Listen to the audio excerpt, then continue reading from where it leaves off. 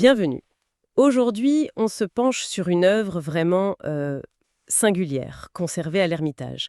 Imaginez une toile immense, plus de 2 mètres de haut. Oui, De loin, on pourrait croire à une peinture en grisaille, mais quand on s'approche, c'est tout autre chose. Une technique assez folle. oui, absolument. C'est une création d'Hendrik Goltzius, un artiste néerlandais majeur, fin 16e, tout début 17e. Goltzius, d'accord. Et c'est une pièce, fascinante. Pas seulement pour comprendre l'artiste lui-même, mais euh, aussi pour saisir quelque chose de l'esprit de l'époque en Europe. Alors justement, notre mission aujourd'hui, c'est d'explorer en profondeur cette unique toile, pas une exposition entière, non, juste cette œuvre. C'est ça. Parce qu'elle est unique et, on va le voir, très riche.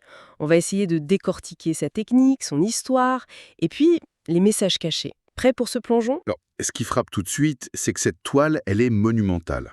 On parle d'une taille de retable d'église ou de peinture de palais. Immense donc. Oui.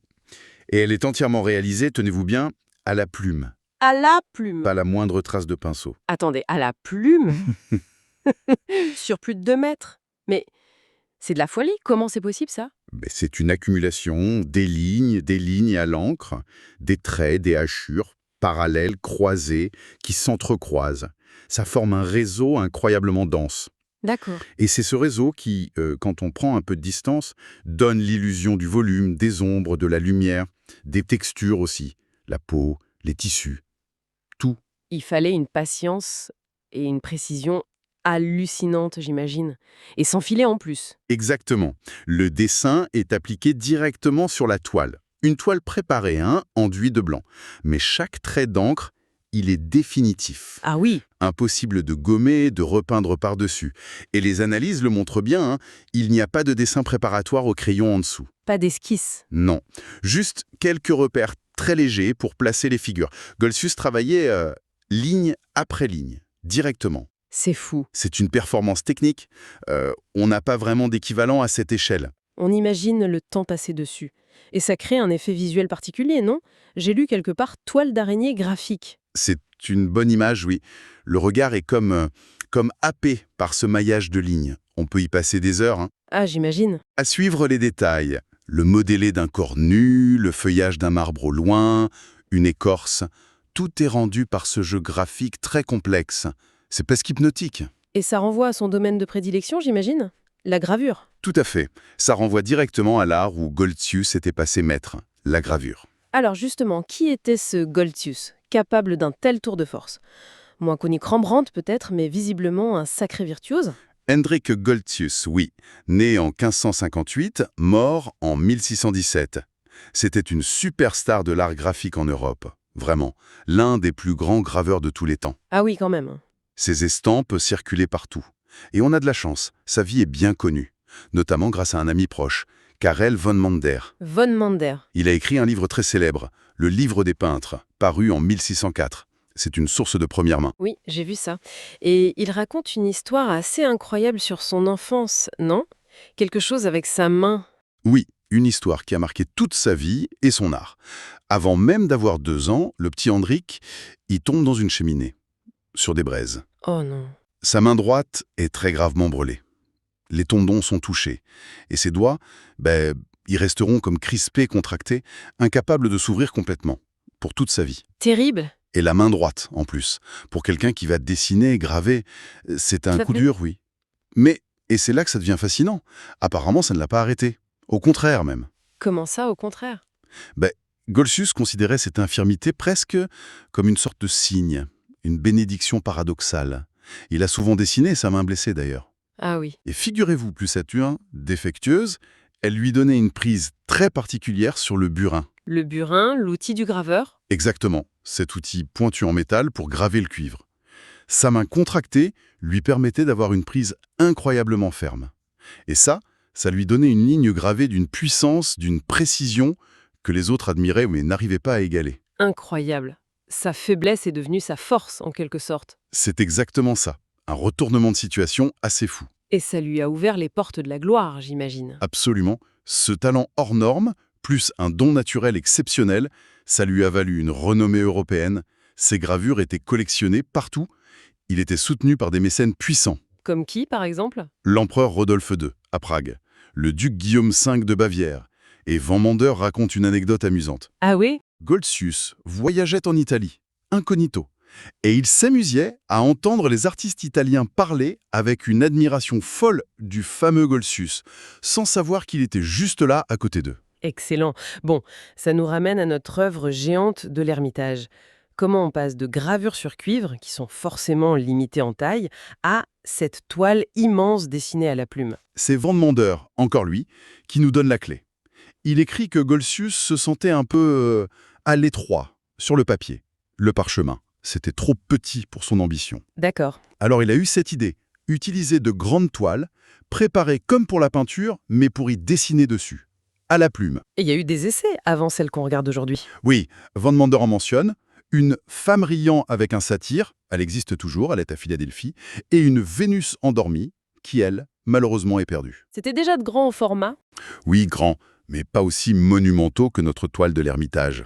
Et puis arrive ce qu'il considère comme le chef-d'œuvre. Van Mander écrit juste avant la publication de son livre en 1604. Au printemps 1604, oui. Il écrit que Goltzius est en train de travailler sur une très grande toile, avec des nus grandeur nature. Et il dit que Goltzius la destine à être son chef-d'œuvre absolu, celui qui surpassera tout le reste. C'est ça. Et détail amusant, apparemment, il gardait le travail complètement secret. Personne ne devait la voir. Secret défense, oui. Peut-être pour ménager l'effet de surprise, ou peut-être qu'il n'était pas encore tout à fait sûr du résultat, qui sait? Possible. En tout cas, ça nous aide pour la datation. Le livre de Van Mander sort au printemps 1604. La toile de l'Ermitage, elle est datée 1605. Oui. Puis Goltzius a corrigé lui-même la date en 1606, et on sait aussi qu'il n'y a aucune œuvre datée de lui pour 1604 et 1605. Ah donc. Donc ça suggère qu'il y a travaillé sans relâche pendant 2 bonnes années, voire un peu plus, disons fin 1603, tout 1604, 1605, jusqu'au début 1606. 2 ans de travail intense et secret. Et cette idée que ce serait son chef-d'œuvre absolu. Si personne ne l'avait vu, ça vient sans doute de Goltzius lui-même, non? Un peu d'autopromotion. Ah, c'est fort probable. Il préparait le terrain sans doute. Quant au sujet, même s'il l'a gardé secret au début, pour un connaisseur de l'époque, ce n'était pas si mystérieux. Aujourd'hui, on voit des dieux, des déesses, des angelots. Oui, mais pour un contemporain un peu éduqué, le message central était assez clair. Alors, qui voit-on exactement? Qui sont ces personnages? Au centre, impossible de la rater, c'est Vénus, déesse de l'amour, de la beauté. On la reconnaît à son diadème et à sa fameuse ceinture magique, le cestus. D'accord, Vénus. À sa gauche, on a le jeune Bacchus, dieu du vin, avec les grappes de raisin, une peau de panthère et un petit faune à ses pieds. Bacchus. Et devant? Et assise devant, au tout premier plan, c'est Cérès, déesse de l'agriculture, des moissons, avec des épis de blé dans les cheveux et une corne d'abondance qui déborde de fruits. Vénus, Bacchus, Cérès. Les trois, ensemble, ça a une signification particulière? Oui, tout à fait. Ça illustre un proverbe latin très connu à l'époque. Sine serere et baccho friget Venus. Sine, serere, et baccho, friget, Vénus. Ça veut dire quoi? Littéralement, sans serrer la nourriture, le pain, et baccho, le vin, Vénus a froid. Vénus, l'amour, gèle. Ah, C'est une phrase qui vient d'une comédie de Téréance, un auteur romain. Mais elle a été rendue très populaire au début du XVIe siècle par l'humaniste Erasme. d'accord. Donc en gros, l'amour a besoin de nourriture et de vin pour s'épanouir. C'est un peu terre à terre, non? Au départ chez Terence, oui, c'est assez trivial. Mais à la Renaissance, et surtout à la fin du XVIe, début XVIIe, ce proverbe prend une dimension plus profonde, plus philosophique. C'est-à-dire? Vénus, l'amour sensuel, est vu comme lié à la fertilité de la nature, ça c'est Cérès, et aussi au cycle de la vie, de la mort et de la renaissance. Ça c'est Bacchus, avec la vigne qui meurt et renaît chaque année. Ah, d'accord. L'amour devient une force cosmique en fait, qui participe au grand cycle de l'univers. C'était un thème très à la mode. D'autres artistes l'ont traité? Oui, beaucoup. Spranger, par exemple, le peintre de l'empereur Rodolphe II. Rubens, un peu plus tard. Et Goltzius lui-même l'avait déjà exploré dans des dessins, des gravures. Mais cette toile, c'est sa version monumentale, définitive. Et il y a des détails dans la toile qui confirment cette lecture, ce cycle de la vie. Oui, plusieurs. Regardez derrière Vénus. Il y a ce vieil arbre noueux, Oui. d'où repartent des pousses vertes. C'est un symbole assez clair, de renaissance, de vitalité. D'accord. Et autre chose? Oui, regardez l'autel, au premier plan. Là où s'active un petit personnage. Le feu qui brûle sur cet autel, il est alimenté par quoi? Par des feuilles de vigne et des épis de blé. Les symboles de Bacchus et Cérès. Exactement. C'est comme si le feu de l'amour, Vénus, était littéralement nourri par le vin, Bacchus, et le pain, Cérès. C'est bien vu. Bon, jusqu'ici, on est dans une lecture assez classique pour l'époque, finalement. Passionnante, mais classique. Sauf que la technique est folle, on l'a dit. Et Goltzius nous a réservé une surprise, n'est-ce pas? Un détail qui change peut-être tout. En effet, regardez bien. Dans le fond, à droite, un peu en retrait, Oui, il y a un homme, barbu, habillé à la mode du début du XVIIe siècle, et cet homme, c'est Goltzius lui-même. c'est lui? Oui, on le reconnaît bien, grâce à d'autres portraits, d'autres gravures. C'est bien lui. Attendez. L'artiste s'est invité dans sa propre scène mythologique. Mais pourquoi faire? Hmm, Ça casse complètement l'illusion, non? C'est un anachronisme flagrant. c'est exactement ça. Ce n'est pas comme un donateur qui prie à côté de la Vierge dans un tableau religieux. Ça, c'était courant, ça voulait dire autre chose, c'était hors du temps en quelque sorte. Oui, Là, on est dans un passé mythologique, païen. La présence de Goltzius, très réelle, très contemporaine, ça change le statut de la scène. Les dieux deviennent presque une sorte de décor une allégorie qui en fait parle de... de l'artiste lui-même. Oui. De l'artiste lui-même. Il se met en retrait, mais regardez, il nous regarde, droit dans les yeux. Oui, Il établit un contact direct avec nous, les spectateurs. Et qu'est-ce qu'il tient dans sa main droite? On dirait des outils. ce sont ces burins, les outils du graveur. Il les tend presque vers nous, comme pour dire « Regardez, c'est moi, Goltzius, le maître graveur. C'est moi qui ai créé cette merveille. C'est une affirmation de soi assez... » Spectaculaire. Oui, Et certains pensent aussi que c'est une référence à Vénus, comme allégorie de la peinture elle-même. C'était une idée fréquente à l'époque. ah, En se plaçant-là, Goltzius se comparait implicitement au plus grand peintre de l'Antiquité, Apelle, qui était célèbre pour son portrait de Vénus. C'est une façon de dire « je suis le nouvel Apelle d'accord. Il s'affirme comme un maître artiste, le nouvel appel. Mais il y a quand même une énigme qui me chiffonne sérieusement. ». Laquelle? Pourquoi tient-il des burins, les outils pour graver le métal, alors que cette œuvre, il l'a faite à la plume sur toile? Il n'a pas utilisé de burin ici. Pourquoi il ne tient pas une plume, ou même des pinceaux s'il se compare à un peintre? Ça n'a pas de sens. C'est la grande question. C'est la clé peut-être. Et pour y répondre, il faut revenir à la situation personnelle de Goltzius. Versets 106-103. C'est un moment charnière pour lui. Ah oui? Il est au sommet de sa gloire comme graveur. Et là, brutalement, il arrête. Définitivement, il ne gravera plus jamais. Il arrête la gravure? Le pourquoi? Des textes de l'époque le suggèrent, de manière un peu voilée. Sa main droite, vous vous souvenez? Oui. La main brûlée. Après des décennies à forcer sur le cuivre, à manier le burin, elles n'en pouvaient plus. L'effort était devenu trop douloureux, trop difficile. Un poète de l'époque écrit « La main audacieuse de Goltzius, hélas, est aujourd'hui inactive. Ah, voilà peut-être l'explication. Sa main ne pouvait plus supporter l'effort physique de la gravure. » C'est l'hypothèse la plus probable, oui. Il doit donc se réinventer, se trouver une nouvelle voie. Et il se tourne vers quoi? Il se tourne vers le dessin sur papier, puis sur toile comme ici, et il commence aussi sérieusement la peinture. Sa première grande peinture connue date de 1603. Juste avant de commencer notre œuvre monumentale. Exactement. Et c'est sans doute à ce moment-là qu'intervient une commande très prestigieuse. Laquelle? Tout indique que cette œuvre a été commandée par l'empereur Rodolphe II, depuis Prague. L'empereur lui-même. Oui, Rodolphe était un immense collectionneur, passionné d'art, mais aussi de sciences, d'alchimie. La commande a probablement été transmise par son peintre de cour, Spranger, lors d'une visite à Goltzius en 1602. D'accord, donc une commande impériale. Ça change tout. Il fallait impressionner l'empereur, j'imagine. Exactement. La collection de Rodolphe II à Prague, c'était une des plus belles d'Europe, pleine de chefs-d'œuvre italiens, allemands. Goltzius savait qu'en tant que peintre coloriste, il aurait du mal à rivaliser avec Titien ou Raphaël dans la collection impériale. Alors, qu'est-ce qu'il fait? Il fait un choix stratégique, absolument génial. Il va jouer sur son point fort, absolu. Sa maîtrise inégalée du trait, de la ligne. Il va créer une sorte de super gravure, gigantesque, qui repousse les limites physiques de la gravure traditionnelle, mais qui en garde l'esprit, la virtuosité graphique. Et les burins qu'il tient dans la main, alors?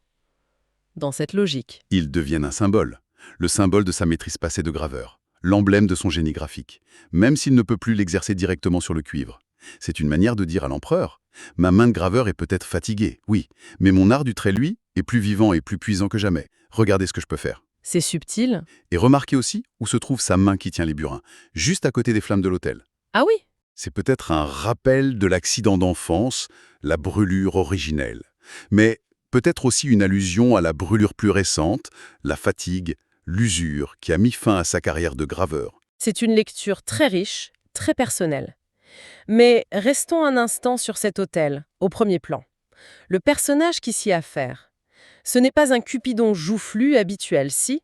Il a l'air différent. Non, pas du tout. C'est un jeune homme assez étrange, presque androgyne, très concentré.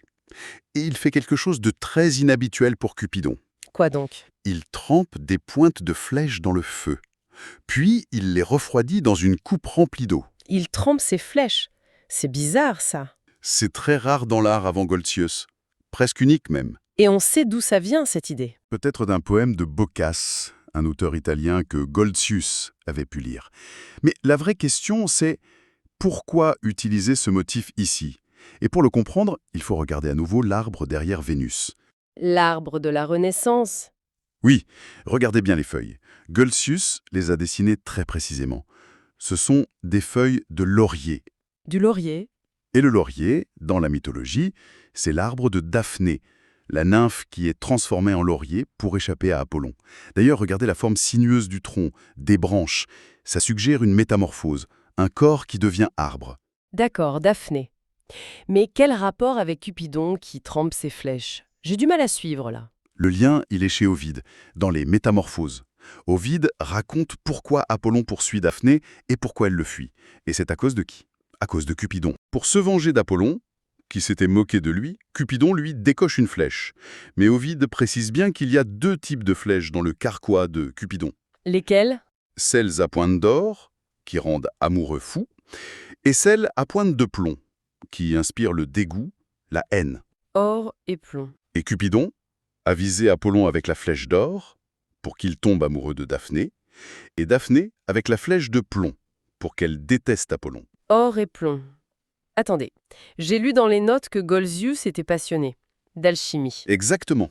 Et pour un esprit de l'époque, surtout dans l'entourage de l'empereur Rodolphe II qui était obsédé par ça, l'opposition plomb-or, ça évoque forcément l'alchimie, non?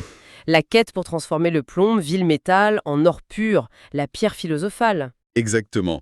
Vous mettez le doigt sur une autre couche de signification, probablement la plus secrète, la plus codée. Tout converge soudain. Comment ça? La scène sur l'autel, elle prend des allures de rituel alchimique. Le Cupidon concentré qui agit comme un opérateur. La présence des 4 éléments, la terre, les frites cérès, le feu, l'autel, l'air et l'eau, dans la coupe où il trempe les flèches. Oui. Et même, si vous regardez bien, posé sur l'autel, il y a une racine de mandragore. La mandragore. Oui, cette plante mythique liée à la magie et surtout à l'alchimie. Donc l'œuvre entière serait une allégorie de la grande œuvre alchimique, la transmutation. C'est une interprétation très séduisante et très bien fondée, oui.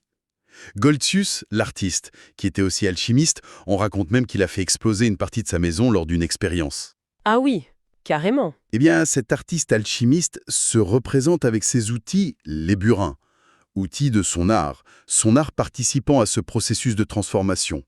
L'art lui-même devient une forme d'alchimie. C'est-à-dire? Transformer la matière brute, l'encre, la toile préparée, en une création spirituelle. Parfaite. Précieuse, comme l'or. D'ailleurs, bien plus tard, au XVIIIe siècle, un catalogue de vente a interprété le geste de Goltzius comme une demande à Cupidon de tremper ses burins dans le feu sacré. Incroyable. Ça lie directement l'outil de l'artiste à ce rituel mystérieux. Exactement. Et c'est sans doute un message codé directement pour l'empereur Rodolphe II. Lui aussi féru d'alchimie, d'allégories complexes. Un clin d'œil entre initiés. Très probablement. Et ce n'est pas le seul clin d'œil à l'empereur. Regardez le groupe Vénus-Bacchus au centre. Oui. Sa composition cite presque textuellement une gemme antique très célèbre, le camée Gonzague. Or, Rodolphe II venait tout juste d'acquérir ce camée, à prix d'or, pour sa collection à Prague. Malin Yan. Citer ainsi une pièce maîtresse de la collection impériale, c'était une flatterie très appréciée, évidemment. Et il y a aussi ces colombes un peu bizarres au-dessus de Vénus, non? Elles n'ont pas l'air très amoureuses, plutôt rigides. Bien vu. Elles ne recoulent pas, hein. Leur posture est très droite, très héraldique, les ailes déployées symétriques. Elles font plus penser à l'aigle impérial qu'à des colombes. L'aigle. Et leur disposition en paire, comme ça évoque l'aigle à deux têtes des Habsbourg, l'emblème de l'Empire. On trouvait souvent cet aigle bicéphale au sommet des allégories dédiées à l'empereur. Encore un hommage subtil mais clair à Rodolphe II. Tout à fait. C'est incroyable. Donc, si on essaie de résumer tout ça, on part d'une scène mythologique assez classique, Vénus, Cérès, Bacchus. Oui, Ça devient une allégorie philosophique sur l'amour, la nature, le cycle de la vie. c'est ça. Là-dessus vient se greffer l'autoportrait de l'artiste, qui s'affirme, qui réfléchit sur sa carrière, sa main blessée, ses outils. Oui. Et par-dessus tout ça, une couche d'alchimie, de transformation, avec des messages et des hommages codés directement pour l'empereur. C'est un millefeuille de signification. C'est exactement ça. Un tissage extraordinairement complexe, savant, très typique de l'érudition et du goût pour les énigmes de cette époque, surtout à la cour de Prague. Et finalement, la technique elle-même, cette super gravure à la plume, elle fait écho à tout ça, non? Cette fusion des techniques dessin, gravure, peinture, en esprit, cette ambition de dépasser les limites, ça reflète bien la complexité du message. Et l'ambition de Goltzius de créer son chef-d'œuvre ultime pour l'empereur. La forme rejoint le fond, en quelque sorte. Tout à fait. La virtuosité technique est au service de la complexité intellectuelle. Quelle exploration! On est parti d'une image qui intriguait par sa technique et on a découvert tout un univers caché. L'histoire personnelle d'un artiste, ses défis, les secrets de l'alchimie, les codes d'une cour impériale, le tout exprimé par des milliers et des milliers de traits de plume virtuoses. Et oui, ce dessin monumental de Goltzius, c'est vraiment une fenêtre fascinante sur la culture intellectuelle, artistique foisonnante autour de ses sangs. Une époque qui adorait jongler avec les symboles, les références cachées, les multiples niveaux de lecture. Un art qui demandait aux spectateurs d'être aussi un peu détective. Et ça laisse une question en suspens peut-être. Le fait qu'une œuvre puisse être à la fois une démonstration publique de virtuosité incroyable et en même temps un message privé, presque ésotérique, compris seulement par quelques initiés comme l'empereur. Qu'est-ce que ça nous dit sur la relation entre l'artiste, son mécène et l'art lui-même à cette époque? Une relation bien plus complexe, bien plus codée que ce qu'on imagine souvent aujourd'hui. Voilà qui donne matière à réflexion.